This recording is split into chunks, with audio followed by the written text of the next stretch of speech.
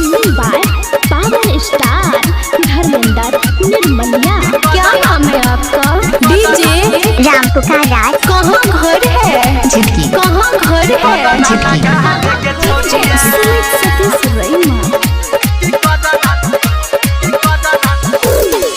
सुन सुन के छौरी गोरकी, सुन सुन के छौरी गोरकी, चलो नहीं तू डगर गे कि कदरा लगा ले गे छौरिया, कि कदरा लगा ले गे छौरिया, लगत हूँ नैनो जर गे कि कदरा लगा ले गे छौरिया, लगत हूँ नैनो जर गे कि कदरा लगा ले गे छौरिया, कदरा लगा ले गे छौरिया।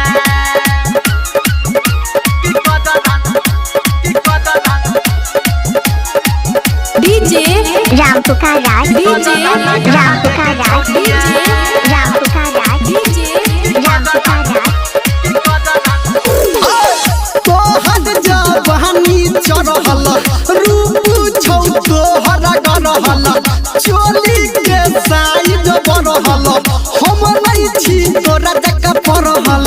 डीजे राम पुकार राज। गुड़िया लिटल। तोहर जवानी चढ़ल रूप छौ तोहर गरहल, चोली के साइज बढ़ल, हम नहीं छी तोरा जका पढ़ल। सुन सुन के छौरी पटरकी, सुन सुन के छौरी पटरकी, चल नहीं रगर गे कि कजरा लगा ले गे छौरिया, कि कजरा लगा ले गे छौरिया, लगत नैनो जर गे कि कजरा लगा ले गे छौरिया, लगत नैनो जर गे कि कजरा लगा ले गे छौरिया, कि कजरा लगा ले गे छौरिया।